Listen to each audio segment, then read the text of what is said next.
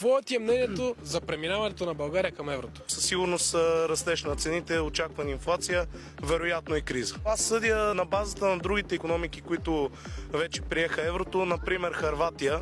Аз имам доста приятели хървати, ходя често в Загреб и в Хърватия изобщо не е розово положението. И на тях по същия начин, по който и на нас ни е било обещано, че ги очаква икономически растеж. От момента на приемането на еврото това изобщо не е така.